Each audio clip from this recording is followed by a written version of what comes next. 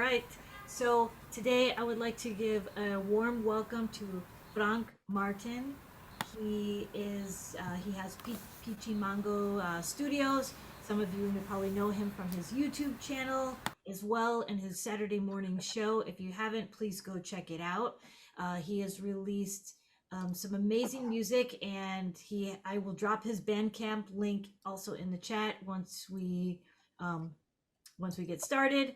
But he is very much into quadraphonic sound, and I don't know. I think it's fascinating. It's very new to me as well, and listening to his music, it just seems like it's like what a way to step up your sound and like really have this interesting like it's like this surround sound, but I'll let him explain it because he can do a much better job than myself. And I thought it would just be great for him to come on because I feel like a lot more people are starting to get interested in ways to integrate your modular and use this other unique way of recording your sounds and sharing it. And he can talk about that as well as not only the quadraphonic aspect, but also being able to listen to it on your headphones for those who don't have a quadraphonic system.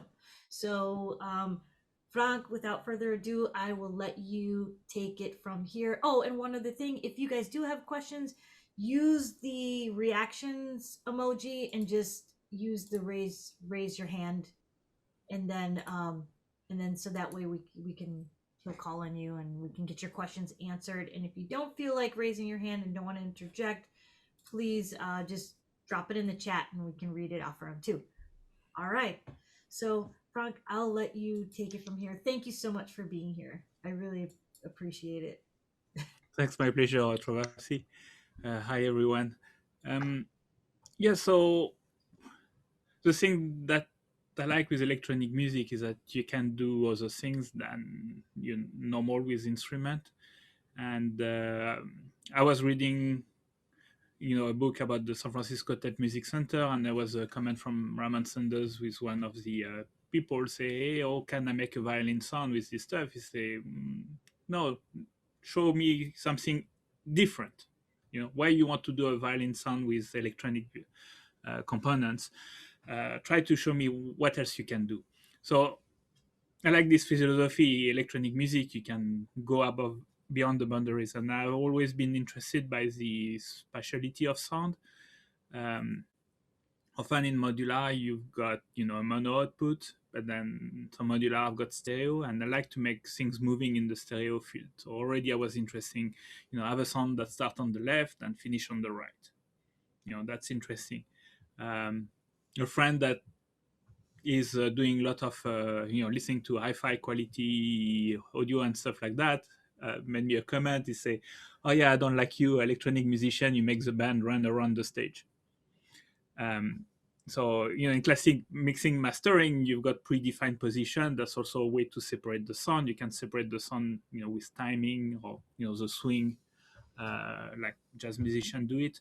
But also you separate it, especially put left, right, and make sure everything in mono still work okay, because people are still listening music on some weird equipment. So that's the thing which is interesting, to get the sound moving, or to have it especially one time it's on the left, one time it's on the right. So that was my interest, and then I went I think I went to the Buchla homage concert that was done at the Gray Area. So 1 year after his death, I came here in California. I don't know. I could have met Don Buchla on his last year of living, but I went to the concert, and Susan Cheney was performing there, and bang, quadraphonic. Oh, that's interesting.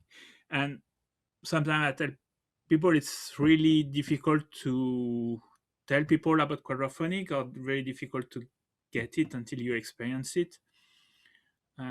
Because it's a little bit like you go in a movie and you go to see a 3D movie, but you don't remember the 3D. The 3D is an experience. You were there, that was really interesting. You got the experience, you were more involved, but what you remember. It's not the 3D, it's the story, the emotion. So you don't remember this sound. So same a little bit with quadraphonic. Um, you don't necessarily remember that. You remember the emotion that that you had. You don't remember I've been listening to the sound in space.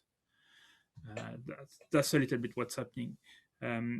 If we were talking about clubhouse, I've been in some clubhouse room where you've got um, uh, what they call it, award-winning producers that are here to listen to people's music, and the sound quality on clubhouse is very bad.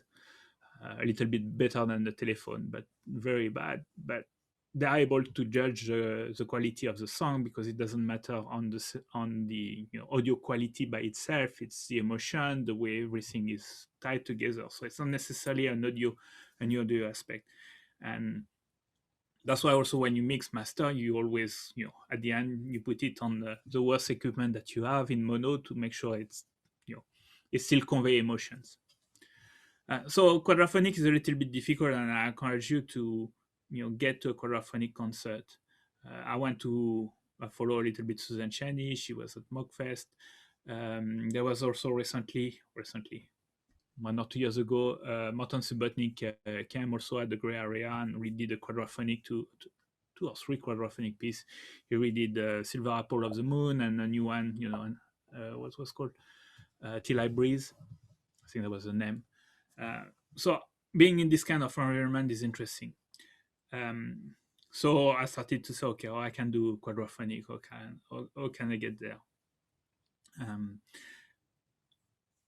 Alternatively, also quadraphonic is not something new. That has been there from the beginning, because the synthesizer with quadraphonic is a Buchla 200 series with the famous 227E module, I think, that has got 4 quadraphonic voice. So quadraphonic used to be there. Bands used to record in quadraphonic. One of the famous bands is Pink Floyd. That was even doing quadraphonic concert back in the time. So that's not new. It didn't pick up partly because the way that they were encoding quadraphonic to vinyl, so you need to encode it in with 2 channels, so you need to play some tricks, matrix encoding. I had I think one format had some artifacts the time that they solved it. Then the movie and move on to surround music with 5.1, and that didn't pick up. So quadraphonic has never been a standard. There's a couple of standards, but it's never been a standard like 5.1, 7.1. And now you've got a new battle of standard, which is Atmos. That Dolby seems to are winning it, but there's a couple of competing standards that also exist.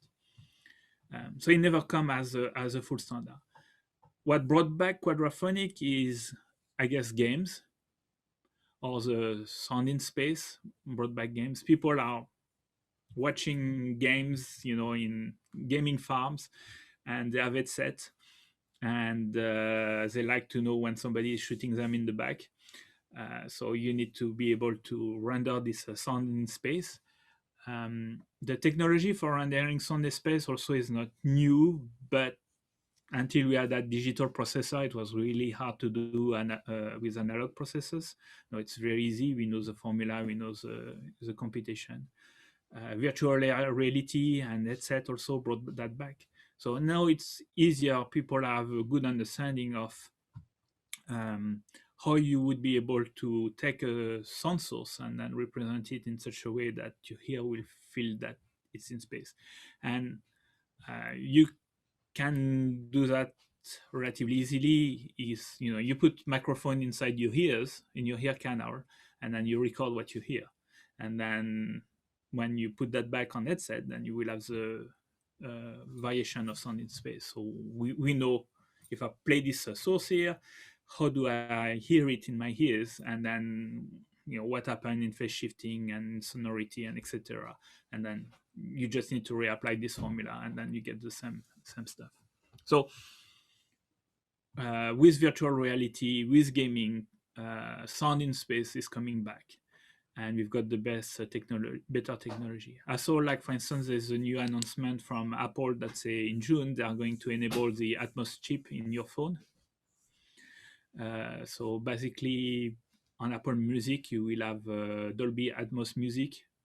I hope that they will have 5.1. I know that it exists on Tidal, I think on Amazon Prime also. So 5.1 or Atmos music will be able to be played on your phone into your headset and give this sense of space. So you've got some competing product like Sony 360 also.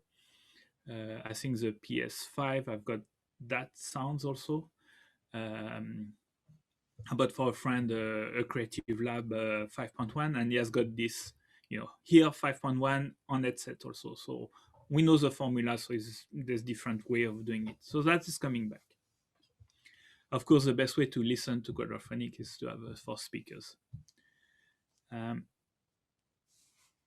I'm checking around, no question, or just raise your hands if you've got the questions, or if you find the stuff.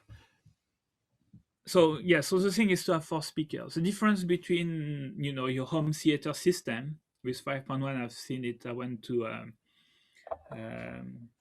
in San Francisco every year. The Audio Engineering Society is doing not a pub crawl but a studio crawl. So you can visit all the participating studio. And in San Francisco, a lot of studios are movie studios, movie audio. They're working on the audio part of movies. There was one Foley studio. There's a few, music studio. But in one I was there, and one engineer was doing the music for a documentary that was on Netflix, and I really like it because he did the music in such a way that the surround speaker, and in 5.1 it's surround, they're supposed to be just a little bit behind you, but not fully behind you. It really put something in the surround speaker. When you go in a movie, the surround speaker are like for doing an ambient sound. Unless you've got a copter that is flying just across the head, and then the audio engineers, okay, there's an helicopter, so I need to start the sound behind and move it in front. And he knows what to do, but usually the director is shooting in front, and that's where the attention is. That's where the sound is coming from, and behind is just a little bit, they're trying to do something in the back. But it's not necessarily very intentional, and it depends on the audio engineers, how much freedom he has or she has. So the difference with Quadraphonic is that, for me, is that it shouldn't matter where the sound comes from, which speaker. So if I look in that direction, or if I'm looking in that direction, I should have a good experience. There's no direction. So that's the interesting stuff. The sound is coming from the speaker, so you can focus on the speaker. I think some of the best Quadraphonic rendering is, when you ping the speaker. So you've got a very sharp sound coming from one speaker, and then another sharp sound coming from the other speaker. It helps, to get the geolocation, your head to get the location. To render the sound, usually on the system, I think the Buchla is the reference. You've got like 2 ways of doing that. One which is what they call polar. So your sound, you're at the center, and then you make your sound at a certain distance, and you make it turn around at you. So you address it with the polar coordinates, so depth and angle. The other way to do it is in Cartesian, so it's an X and Y. So you just represent it, in that direction and that direction. Cartesian is a little bit easier if you want to make the sound move from one speaker to another across the room. Polar is nice to do this, swirling sound, rotating sound, but Cartesian allow you to move the sound from, across the room. That's a little bit easier than to do in polar, because polar you need to constantly change the angle while you change the depth. So that's a little bit some of the difficulty. So that's the big reference. I put my hands on the Dark Side of the Moon in Quadraphonic, and that's really an experience. So that's the, I guess, non-electronic musician way of doing quadraphonic, and it's really nice. So, Dark Side of the Moon is really an awesome album on its own. Quadraphonic is even better. They meant it quadraphonic, so it wasn't, like, here or stem, do something quadraphonic after. They imagine it quadraphonic. So even in this setup, you kind of, the band member, you're kind of, in the middle of the band. Usually you've got the drum a little bit in the front, in the centers, and then you've got some guitar on the left, right. You've got some of the keyboards at the back, and the all the special effects, like the coins and the people speaking. It's moving between speaker all the time, so that's quite cool. What else I've seen also, I follow Jean-Michel Jarre a lot. He did a 5.1 album a while back on DVD, and I think also he tried to do 5.1 concert. And I remember to have heard a comment from him. He say, it's too complicated and people don't care. So he likes to try the technology. And then they just released a new 5.1 and binaural album. That just came out this year. So he coming back to the technology. At the same time, there's more people because of the gaming and the VR. And binaural started to come back also because we know to do these things. We got a better understanding. There's still some problem with binaural because, as I say, it's doing the transformation like, you had microphone inside your ears. So doing the transformation is dependent on your head and on your ears. So they do a standard head shape ears that works with most people, but sometimes it doesn't work with specific people. I've heard, and I haven't tested it, but I think some people are trying to solve this problem by taking a picture of your ears. So I think PS5 have got a method. You take your camera, you picture your ear, and then they will say, "Oh, this ear looks like this one. Therefore, this is a transformation we are going to use." So they're able to tune it a little bit better by using image recognition to improve these things. I release my music on so I do it quadraphonic. So I record everything in quad. Usually in my project I work in 5.1. I don't work in quadraphonic because people will have a home theater system, so it's 5.1. I make the center channel silent. Sometimes I send some of it on the LFE.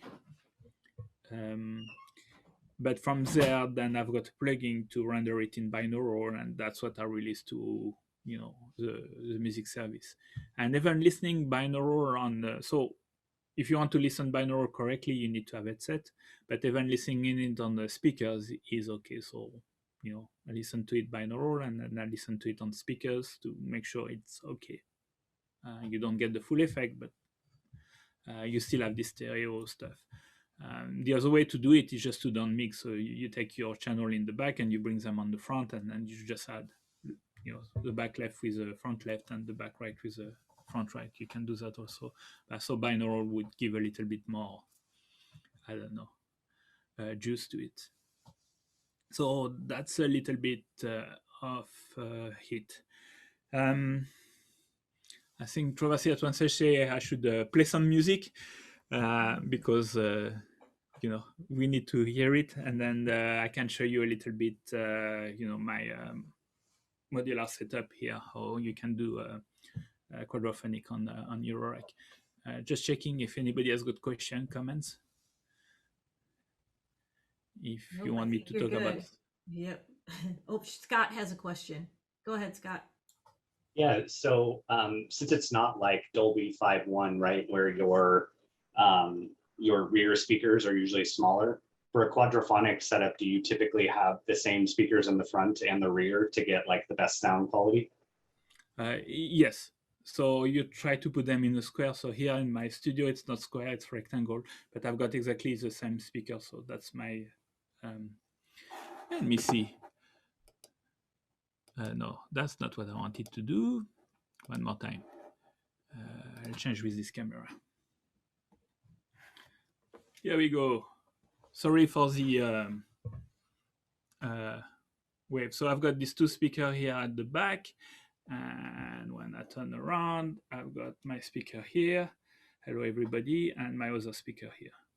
And I use the Yamaha HS7 that I set up. And my audio interface here, I'm just using a Focusrite.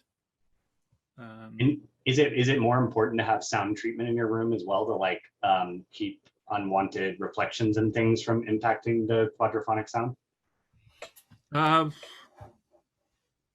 Not really. I'm still trying to figure it out this one. Because I would like to play quadraphonic in as a concert. So I'm looking about purchasing a sound system. The best audio that I've heard from Susan Shani was when she performed at the Midway, and they had, she got them to bring some new speakers, or to, I don't know, maybe she asked them to run some speaker, but they set up a quadraphonic speaker inside the room. And the thing that was really interesting is that you didn't need to be in the middle of the speakers to get the quad.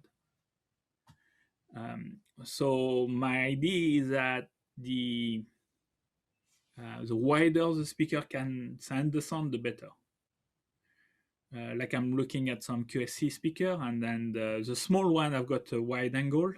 And as you grow in size, then they become more and more targeted. And my gut feeling is that that's counterproductive, because you want the sound for all the speakers to reach all the other speakers.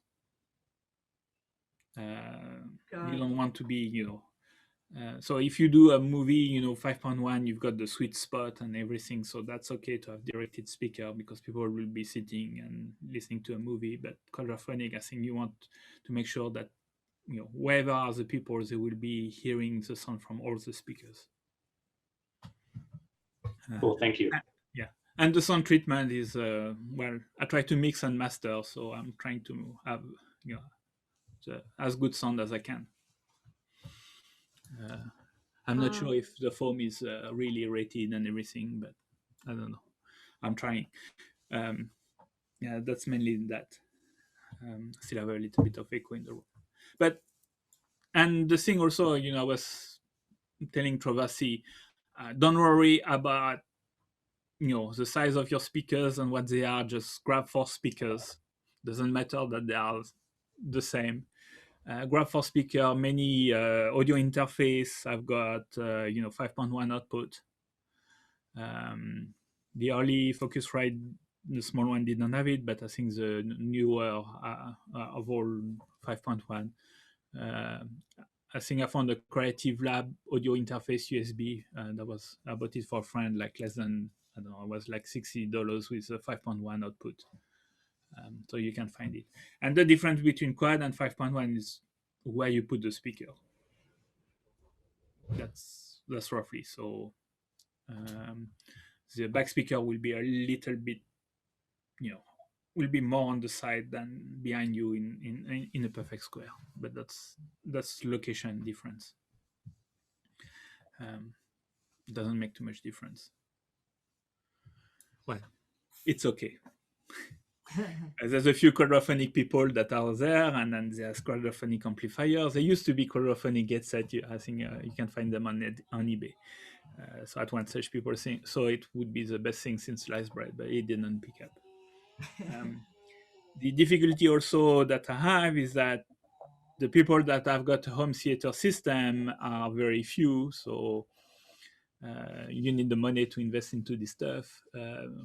Majority of people are just listening music on their phone, sometimes without headset. They just put the phone on the table, or from, I don't know, all this intelligent speaker that have got some weird stuff. the thing that this intelligent speaker are doing is that because now we have got digital processing of the sound, and they, like, you've got soundbar that can do a 5.1 system, but you say, how can they do 5.1 when you've got only one speaker? So usually they auto calibrate themselves. So you've got speakers that are pointing to the ceiling, and they will using the reflection of the sound against the ceiling and the back to get the sound coming back. So they do calibration and various magic to be able to make you believe that the sound is coming from behind you. So that's the advantage of digital processing, is that we can do all this trick. And even I've read that the Alexa, the iPod, and whatever, the Google one, it's one speaker. There's multiple speaker in it, but it's in one location, and they use all this trick to get space. They calibrate themselves inside the room that you put them in. So that's a trick. Right. Franck, there's one other question before you get into playing some music and doing your system walkthrough. MKB has a question for you. Go ahead, Go ahead. This is sort of random and tangential, but I was wondering if you had played with Brian Eno's ambient third speaker idea. Are you familiar with that? No. So I need to dig that. It's really primitive. It's basically just take a third speaker and wire it up to, it's either just the positives or just the negatives of both the left and right channel to sort of get a difference of the two. Okay, a little bit very simple. Like a little bit like the mid-side computation, or the mid-side a little bit, a very kind of rough and tumble version. I was lucky. There was a Brian Eno installation at the San Francisco MoMA a while back. They had the World Lakes. Ooh, I wish I'd seen that. Yeah, so that was nice with I don't know, cassette player inside the room to bring the sound and various place. So they had a few installation like this on audio installation. That was quite cool.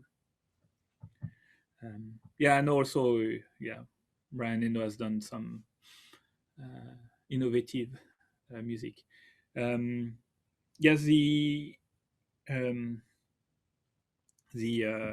Quadraphonic of Dark Side of the Moon, I think, was mastered by Alan Parsons.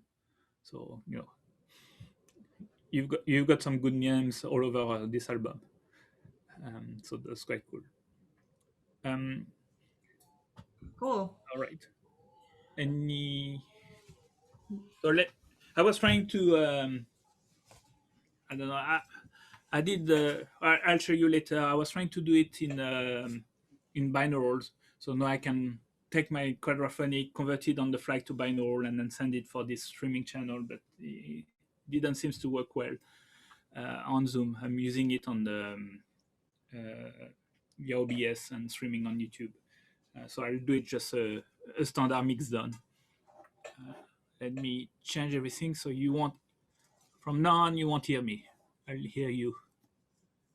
And maybe let me reset all my video. Here's the one, Logitech Brio. Okay. Please bear with me.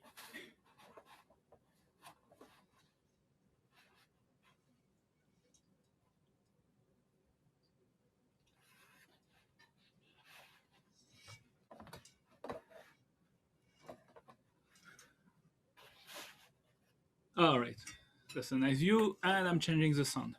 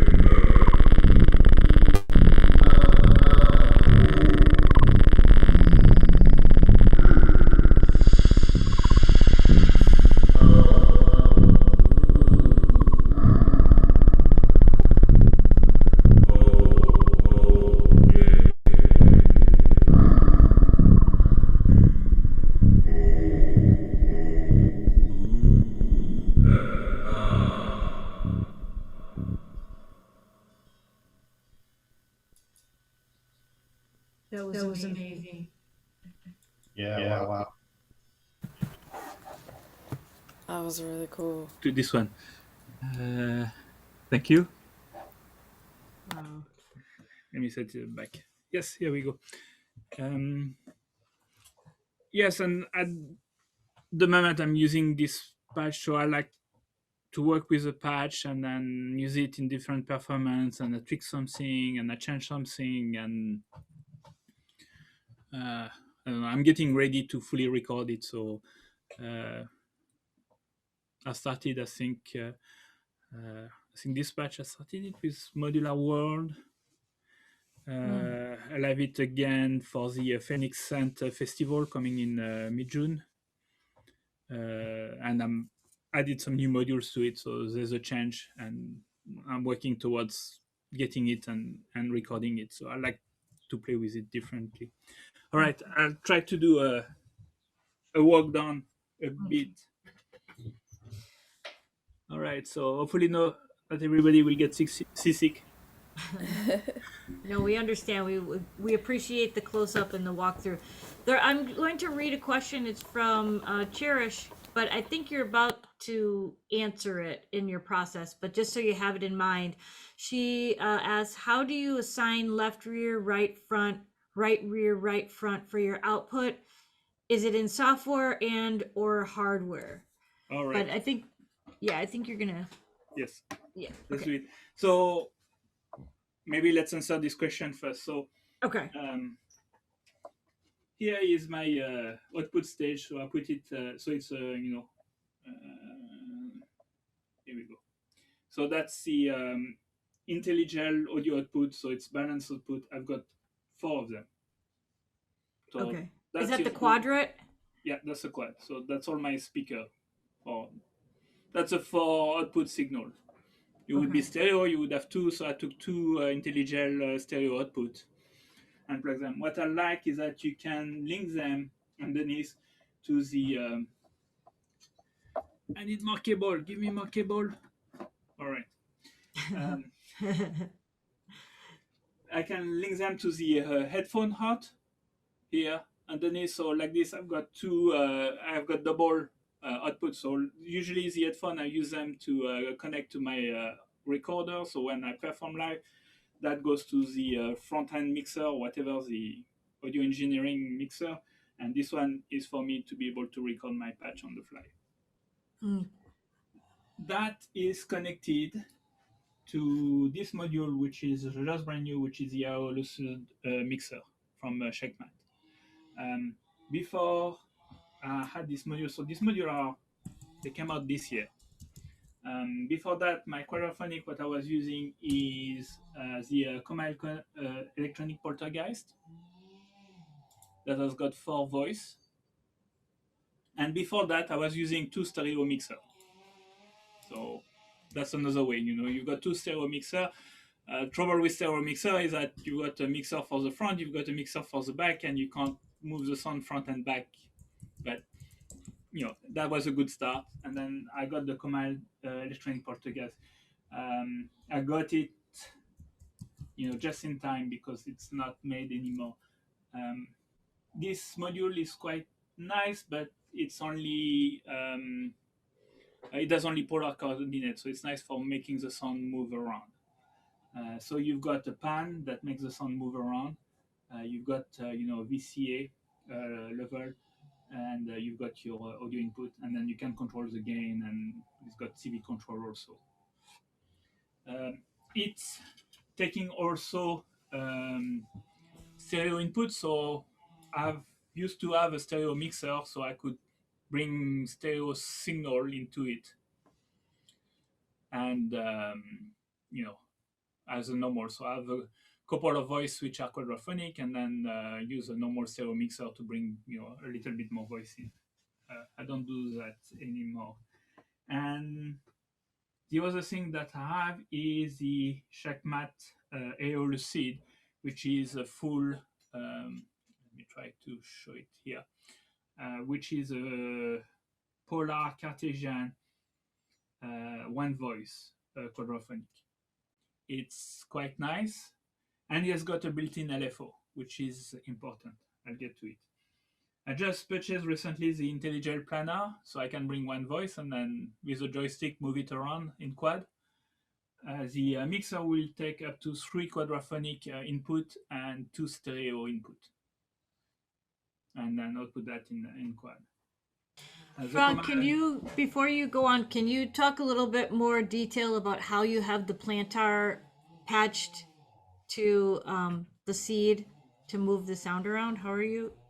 Yeah, so I've got my input here and then I've got the 4, sorry, I need to check on the video. I've got the 4 output here that are connected to the 4 input.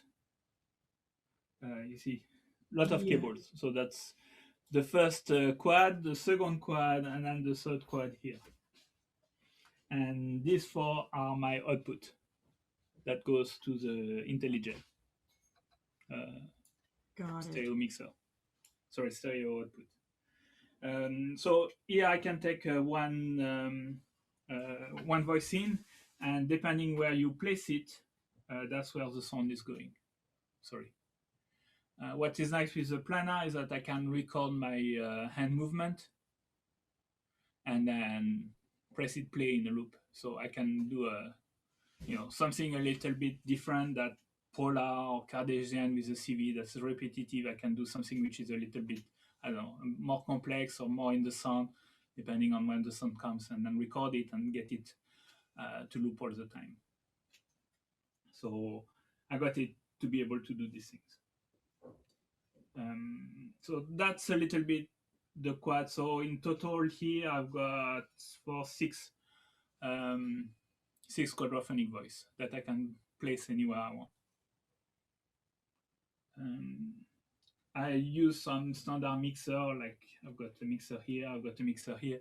So like this I can, combine several voice that goes to one quad. So I've got several voice that will be moving space the same way as all the other, all together. So I can have group of voice that are moving in the quad. That's a little bit the stuff about it. One thing, and I've got, I don't know, for the fun, I've got a Spectravox here that I'm sending to a cloud to make some weird noise. I've got the Buchla 208C that was a little bit the bass with some of the melody. I've got no more keyboard. I've got a subharmonicum here to do also. I like to put it, I call it in ambient drone mode with a long delay and attack. What else? I've got a morphagene here. I've got plates and breads. I've got the diffam here. I didn't use it for dispatch. Mats, LFO, envelope, useful to create the the CV control for moving the sound around, for the trigger. One thing to be careful with any mixer, including Quadraphonic, is a lot of them when you, I don't know, before I talk about that, any other question about the gear teardown? Also, I've got the Verbo sequencer. I like my sequencer to be stupid. Or the live form, so I don't like stuff that you record the sequence and then the knob don't mean anything anymore when you record the batch. So I like to see what I'm doing. Gotcha. So just to, that's my philosophy. So yes. Just to recap then, so how many mixers total do you have in the case? So you have the Aeoli mixer, and then you have 2 other mixers. So the mixer, the Aeolus mixer is my main mixer that goes to output, and it's just a unity mixer. There's no knob. Okay, and it can take also 2 stereo in. I don't use them. So that's my main mixer. From there, I bring the Comal Poltergeist, I bring the Aeolus seed, and I bring the IntelliGel planner. The source. Gotcha. So the comma has got 4 voice. Sorry, yeah. So comma has got 4 voice. Mm-hmm. The seeds has got only 1, and the planar has got only 1. Got it. So my voice for each one of these, so I've got 4, 5, 6. So I've got 6 voice quadraphonic, and each of these voice is several oscillator getting mixed together. So I'm using some, I don't know, I've got a mix mult here from Pittsburgh. I've got Intelligent quad mixer here. Sorry, not quad. Okay. Sorry, 4 mixer also. And I think I've got also here dual VCA that I'm using as mixer. I've got the Optomix also that I'm using, as a VCA control mixer. So I'm using some other tools like that. So the voice that are going into the quad effects are multiple things, so I can bring them in and out. Okay. So just to I'm sure some of you might be, how do you determine what voices you're going to sum? So basically, just to recap, you sum various voices to the mixers, and then you put those mixers outputs into the Aeolus, so you're able to put them in quad. So how do you choose which sounds do you, for example, like with percussion, do you patch it to all one mixer, or do you find that do you put it into each mixer so you're able to put it in the 4 areas, or do you sound like some sounds are just not good moving all over the room, if that makes any sense? Yeah, Like, yes. Yes. like a kick drum, for example, like Yeah, sometimes, or some. yeah, often before I change a little bit, I had the stereo mixer, and then I would put the drums on the stereo mixer, and then just bring them through the stereo input of the mix, so they would be front and back at the same time, so they would come from everywhere. I'm a little bit crazy because I like everything to move around. So even the kick drum, I'm gonna get it to move around. The trick or difficulty is to make sure that some of these sound are, I like to call it pinging a speaker. So they're really coming from the speakers, are not in the middle of them, or they are not in the center. It's a little bit more defined. I got a new envelope generator which has got pre-delay. So that allow me to make sure that my kick, what do I've got? A kick and hat, and some of the pings are not all coming at the same time. Okay. Just a little bit, because if I bring all the voice, then there's some sound I don't hear anymore. There's some sound that are canceling each other, so I cannot play them at the same time as some others. That's a little bit the stuff. And the difficulty with any mixer when you start to do CV panning. So I had it on the WMD, I had it on the Topo Brio, have it on the Coma Electronic, less on the Aeolus Sud. When you hard pan, so you're going to send a square CV to say pan left, then pan right. When you do the hard pan, the audio bleeds. So the hard pan will bleed and you will have a scratch.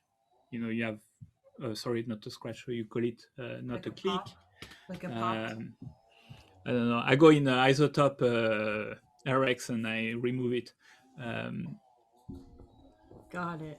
But yeah, you will have a, if you hard pan, it will bleed. So sometimes I need to go and get it through, how you call it? Through a slew.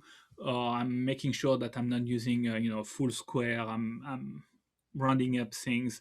A sawtooth also, that's nice because a sawtooth will get you the circling, because if you do a triangle, then it goes that way and then it go back that way.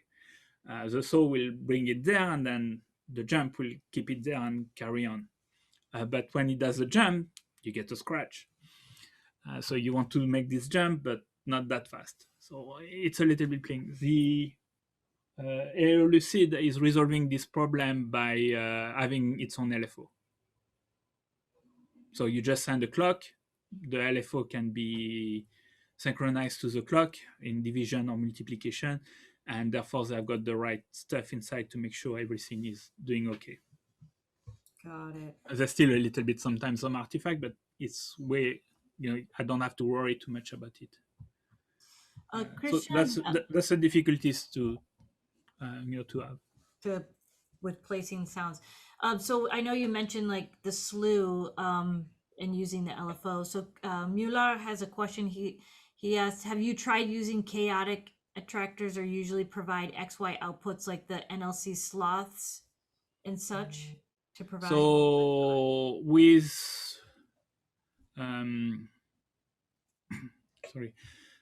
with the comma, because it's polar, it's a little bit more difficult.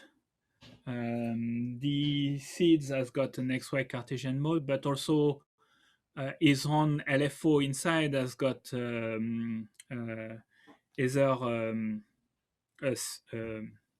you call it standard and hold. No, what is it? S. I forgot what the S stands for. But he has got a random voltage.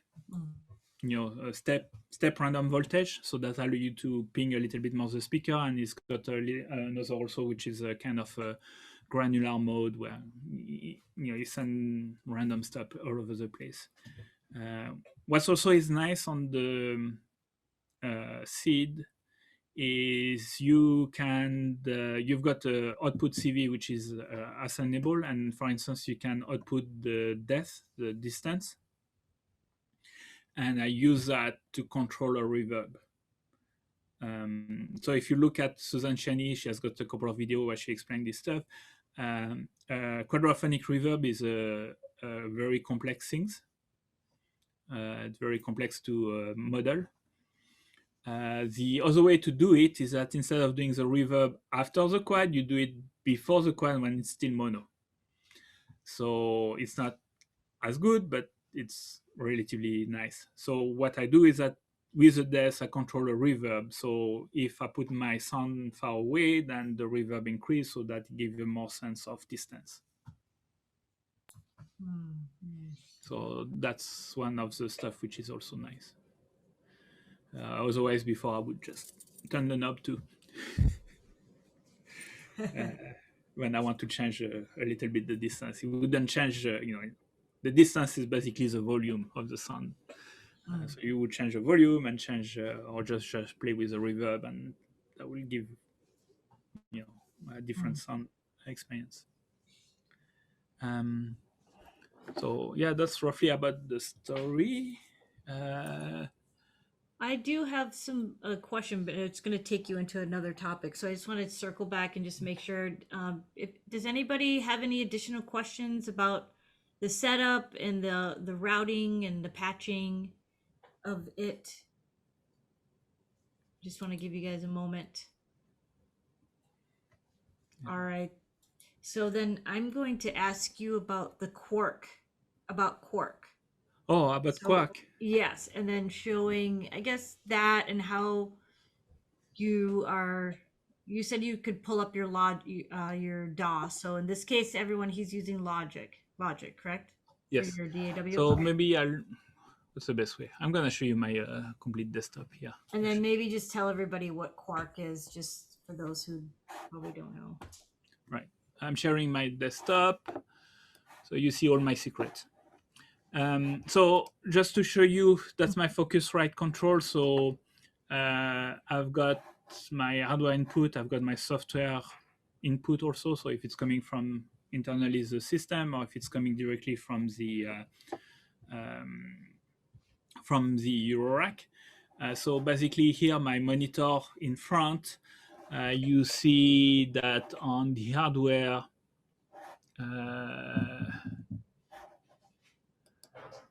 why this one is not muted? Did I unmute this one? No, I'm getting confused. Yeah, that should be muted. So I'm taking my signal 3 and 4 for the front. for the back, also I'm taking the 5 and 6. Oh no, because sorry, my confusion. Yes, that's correct. Sorry, 5 and 6 and 7 and 8 are my quadraphonic input from Eurorack. So you see that for the front, I've got the 5 and 6, which is on, and the back, which is muted. And for the line 3 and 4, that's the opposite. And my line 5 is my boom bass, sorry, LFE, my booster speaker on the floor. And here I just take all the signal together that I add, and I lower a little bit the volume because otherwise it would be too powerful. So that's the routing with my Focusrite. Let me bring my DAW, add it here. So this is the music I made that I recorded recently using my Zoom for the Phoenix Festival. So you will have it, I don't know, you can watch it mid-June, but it's basically the same. So I'm recording directly into my DAW in independent track for each of the signal. If you were in stereo, that would be the same. I've set up my project as a 5.1. So here on my panel, maybe I'll put it a bit bigger. So here on my panel, you see I just put the source as close as possible to the speaker.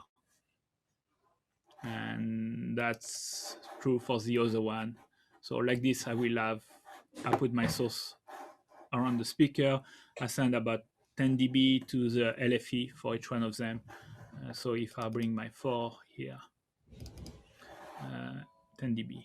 You may notice, so that's, once you've got a surround, then you place it like this, and then that's my, that goes on the Focusrite as a digital output, and then I send them to the right speaker again. You may notice here that on my 4 signal on the mixer, the back right, I push the fader by 5 dB. So what I do when I bring it, I just bring it a multimeter. This is the, what is it called? Yeah, multimeter 5.1. And in the balance, and then try to look if my sound is relatively balanced. Because I'm using the Zoom mixer, and then you turn the knob, so sometimes it's not the right level. So I'm just looking here and I rebalance to make the sound about right. I'm using also Ozone, so Ozone in 5.1 mode. So you've got the, you've got all the main speaker and then the LFE separately. So usually I use a master assistant and then I retune to my liking. You could use the independent, it's the same story with mastering, equalizer, compressor, limiter. Just to bring the sound to a level for streaming or for recording. What I have is that I've got this binaulizer plugin from noisemakers. So because it's Logic, nothing is free, so I had to buy it. But if you're using a different DAW, then you have got VST plugin that do the same. And basically, they're using the binauralizing, binaural encoding. So I can bring it here as a 4 speaker. There's a gain control, so I'll reduce the gain because you're bringing 4 speakers that you are going to make in 2, so the energy level of the 2 are going to clip. The energy level that were fine for individual speaker. No, you add 2 speakers together, you may have to clip, so you have to adjust the gain to test to make sure that the result is not clipping. So when I enable it, then on my multimeter I get stereo output. So if I play it, I don't know, you may not hear it, but you may see it. So I've got only left and right. When I disable it, then I'm in 4.1. My LFA is outputting, and the center channel is silent. And if you look at the balance here, you see the the energy level, trying to center it a bit. to bring cool. it back into a different place.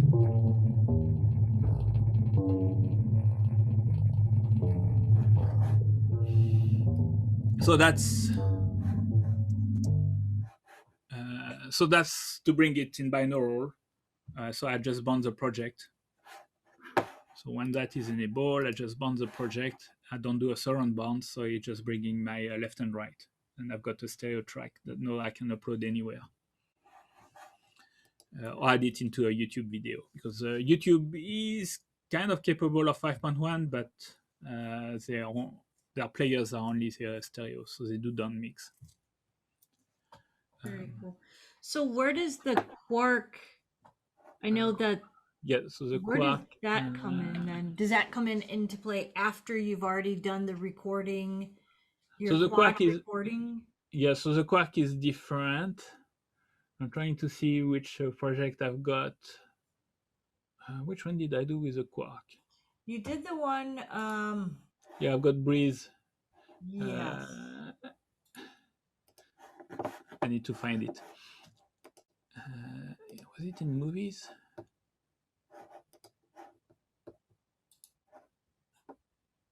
No, it's in my music. I'm getting confused between music and movie. Or the modular world was in Quadraphonic. Yeah, but I'd use right? binaural. Oh, okay. I use binaural because Quark is a little bit, not everybody has it, and not everybody set it up. So same story.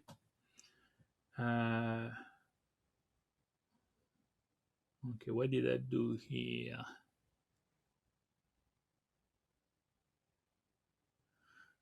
Damn, I can't remember. Why I've got the Breeze Quark? No, that's my 2-channel stereo.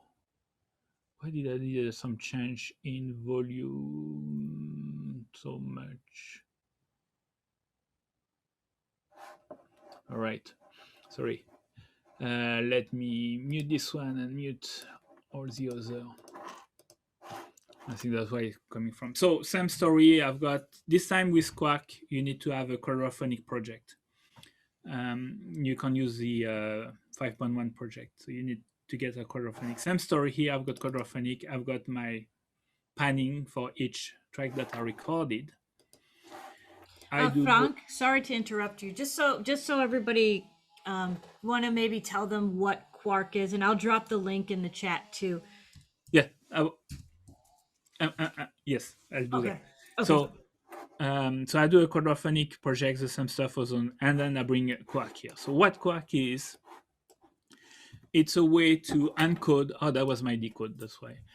So it's a way to encode and decode 4-channel into 2-channel and back. So it's a matrix encoding. Dolby Logic Pro used to do that.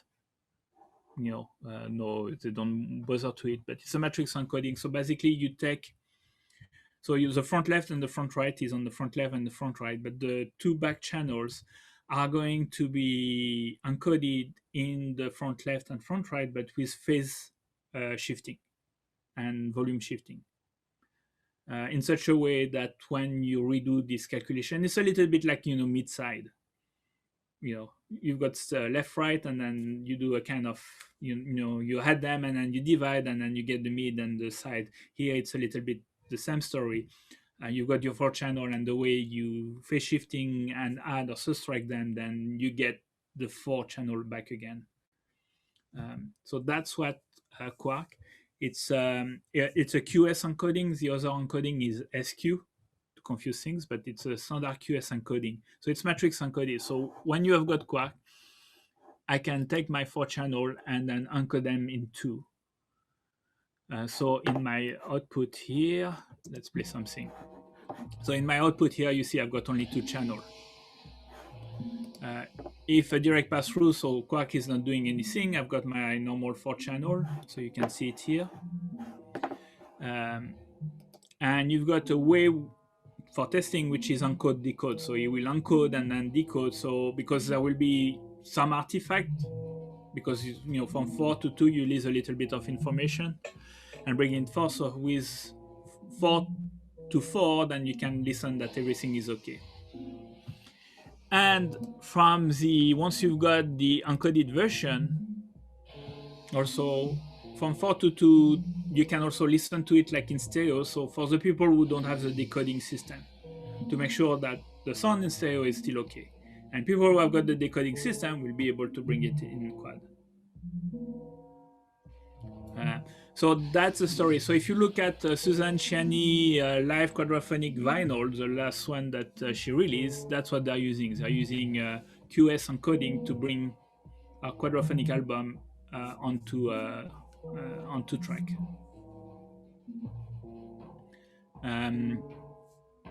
The story with Quark is that at the moment it's only available on Mac, and I've been using.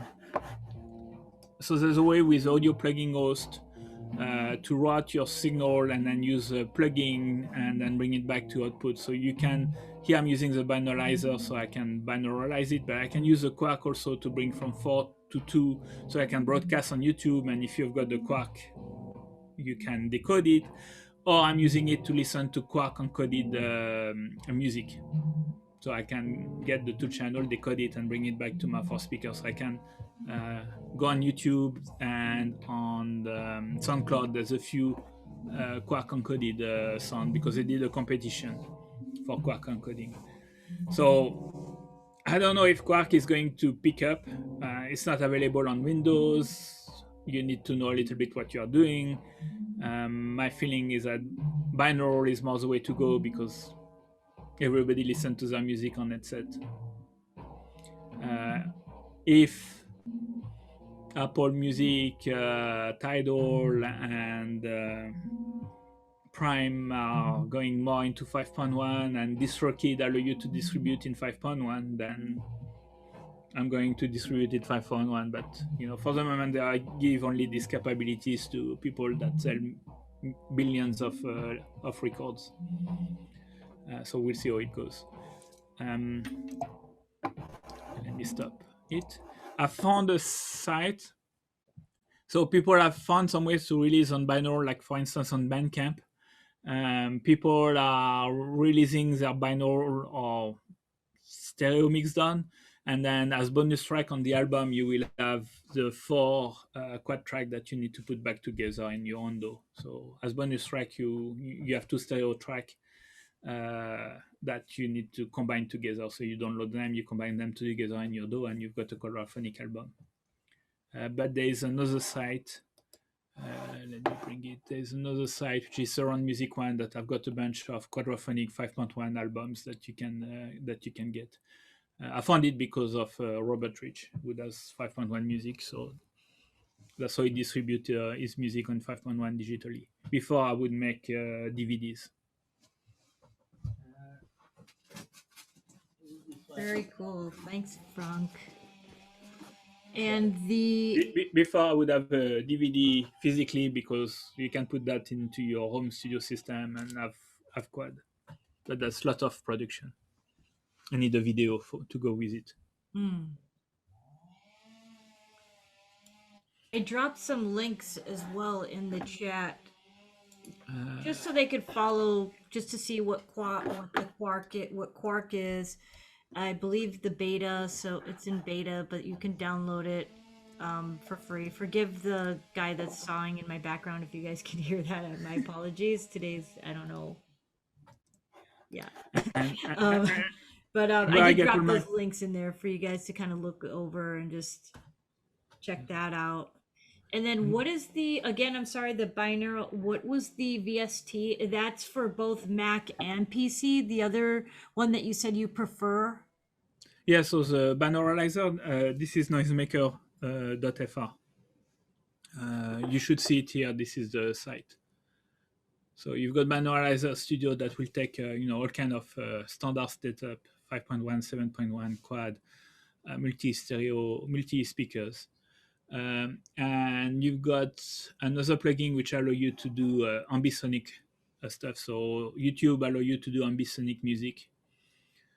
This is a format that requires 5 channels, if I'm not mistaken. 5 or 6 channel. I'm confused. But ambisonic is another format that Facebook and YouTube are using, and it's more for VR. So it's a way of representing your audio in space. And if you've got a head transformation function, then you can convert it into binaural, or you can convert it into any kind of format. You've got 4 or 5 speakers. That this is a little bit the same principle that Atmos is doing. They're using different, I don't know, formula and stuff, but it's about basically the same. So you change from a source base, the music is coming from that speaker, to an object base, the music is coming from that object, which is in the middle of my space. And now I'm computing it, how the sound that is coming from that object should be outputted from my speaker or my headset. So that's what Atmos does, is move to source to object base. And when you're in VR, when you're in a Unity engine, or I forgot what's the other one, that's also, you've got objects that are a sound source, and then you calculate how this sound is going to be heard by someone on headset. So ambisonic is this stuff, is that this global representation. It's not a new technology also. So you can do an ambisonic also audio track, mix it with a 360 video in Final Cut, and then send that to YouTube. And as you move inside the video in the 360, then the sound change. Now, I have a question for you. Just in your opinion, do you find that some genres of music, fit well with quad versus, are there any genres you think that it would be a little tougher to play in quad? No, I don't think so. It's more context. I feel it's more context. Like if you are going to play in a bar, you're not going to play ambient. Nobody is going to shut up. So you want some energetic music when you're playing in the bar, because people are going and they're talking to friends and everything, and at the same time they want to hear people. I've got some visitors. Hold on, I close my door.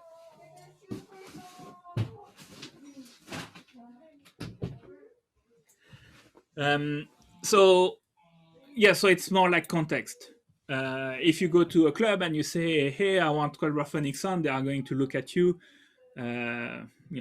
Most of the time in a club, just a mono speaker is more than enough. I don't know. Right. I had an argument once because people were inviting me to play at the office, and you just need a Bose speaker, the bar Bose mono. I said, no, I'm doing stereo stuff. This is my stuff. I need the stereo speaker. For your music, mono is enough. Right. Didn't go well, but I'm sure it didn't. From there, it went downhill. But so I had to find some stereo speaker and do all the stuff myself. But and that wasn't the people that were inviting me to perform. I went to have the audio people. So sometimes it is this kind of story. So it's more about the context more than anything else. You can bring everything in quad. Does your music need quad? Does sometime if you do if you want to be on the top 10 of song, it's more about energy, feeling, and repetitive patterns and well-known patterns, and more innovating on music. So adding quad is not necessarily what people are looking for. Got it. Awesome. So we're getting about an hour and a half in, but 5 minutes for it's 12:25. I just want to be, respectful of your time as well, and I really appreciate you sharing all this and all the details to everyone here. Do any of you have any additional questions before we wrap things up? Oh, Ed, go ahead. I see your hand is up. Thanks so much for this, Franck. This is really interesting. I've had a 5.1 set up years ago, and I was willing to wildly changed my environment for hi-fi over the decades, but not anymore. And I'm really fascinated with the applying software to this, and the idea that this can work, and that it's being advanced by augmented reality and virtual reality makes sense to me. Do you envision that spatial computing is going to be available with software? I guess the answer is yes, when you said Apple's experimenting with this. I'm unwilling to change my home, but I'm greedy for all this. If that makes any sense. Yes, well, you have to think your market is kids with a phone. That's your market. My market is I don't know, you guys, you people that have had a little bit of a stash of money that can buy 5.1 system at home, a little bit audio files, and want to get into some interesting or new style of music. But to get it more popular, you need to be able to hit the kids at home, and that's why the Atmos. Hopefully, people are a little bit more careful about the way they listen to the music. I used to live in Fiji, and people would watch pirated movie where you see people, standing up in the middle of the projection. At the camera, it's mono, it's terrible sound, terrible image. But hey, that's still some great content. Sometimes you can push about all the problems because you've got great and interesting content, so you can push through. Sometimes yes, it's a little bit a gimmick because you have got all this fancy technology to do some fancy sound, and you're not getting the emotion through. It's more like a technological show off. But yeah, I think it's getting more popular. You can see, I don't know how far it will go, but you can see, many companies are trying to figure that one out. I saw a new company being started, I think it's called Spatial, where basically also they're using all this technology to sonorize an environment. So I don't know, you've got a museum, you've got a hall, you've got something like that, and you want two people to walk through it, and then they hear crickets there, and then the bird chirping there, and then you feel you're not in a mall, you're in the middle of the jungle or some stuff like that. So they allow you to put the speaker around, doesn't matter where you put them, as long as you've got enough of them, and then that will help you through our software to render anything that you want. We'll do all the computation so that the space and the environment is doing that. So through software technology, it's becoming relatively easy to do all these things. Cool, thanks. If I remember, in the San Francisco Tech Music Center, they did one like this, a long time. I think they brought like 10 or 20 speakers in the corridor.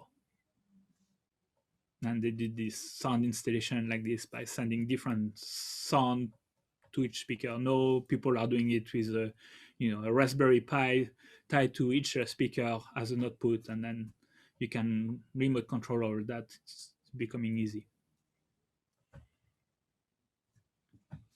So let's see where it goes. There's some experimentation also to do in Unity. I saw once Laurie Anderson. I think she did a virtual reality environment also, with a game engine and with her own style of music. So you move through it, you walk through it, and you've got different sounds. I saw Jar did. There's an application on. I think on the Apple Store, maybe also on the Android Store, which is Infinite Music. So, it's music, but they work, I think, it works maybe with Sony or somebody like that to create an app of audio which is infinite. You've got advanced in AI for, there's still a human behind it that will decide what type of music and what sound and everything, but then you've got an algorithm that will try to make sure everything fits together. Franck, we have one more question. Muller, go ahead. Yeah, I actually just wanted to ask you about the binaural encoding. Do you have face issues with that? I mean, do you need to take care specifically about that? Because obviously it could happen. So the,